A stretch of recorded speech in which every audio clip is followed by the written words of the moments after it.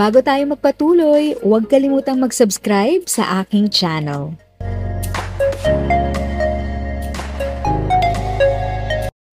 Thank you sa pag-click ng aking video. Good day po sa lahat ng mga nanonood. Sa mga bagong viewers at napadaan lang, by the way, I'm Tita Eda. Welcome to my channel.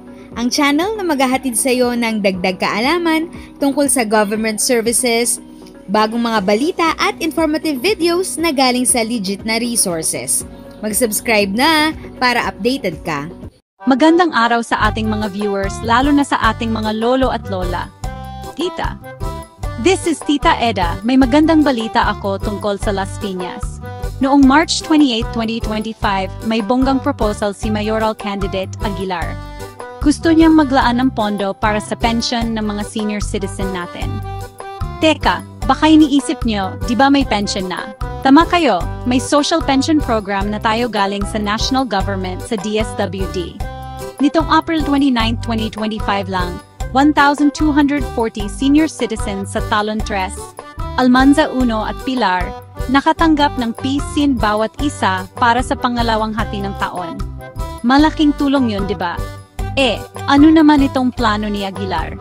Gusto niya dagdagan pa yung tulong ng DSWD gamit ang pondo ng Las Piñas. Pwede ring gumawa siya ng hiwalay na programa gamit ang pondo ng lungsod. Ibig sabihin, mas malaki ang matatanggap ng ating mga mahal na senior citizen. Isipin niyo kung gaano kalaking ginhawa yun para sa kanila. Hindi lang basta pera ito. Para ito sa pagbibigay ng respeto at kalayaan sa ating mga senior citizen. Para bang sinasabi natin, nakikita namin kayo, mahalaga kayo, at nandito kami para tumulong. Ano sa tingin niyo? Maganda ba itong plano ni Aguilar para sa Las Piñas? If sa tingin mo, natulungan ka ng video ko na ito, nakasave ka sa oras mo, you can click yung thanks button at any amount ay malaking help sa pag-grow ng channel ko. Yan lang po muna ang aking update. Sana ay nakatulong na dagdag kaalaman ang aking shinare today. Ang goal ng aking channel ay mag-create ng awareness. Kung ganitong mga topic ang gusto mo, panoorin mo ang mga videos ko na ito.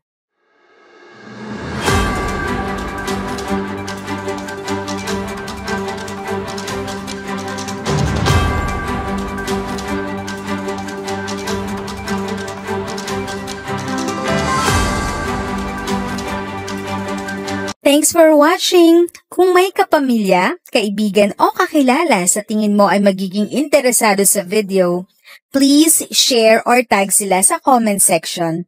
At syempre, if nagustuhan mo ang video, i-like mo na ito at subscribe ka na din. As always, feel free to write your questions, comments, and opinions respectfully. And continue to be a blessing and stay safe!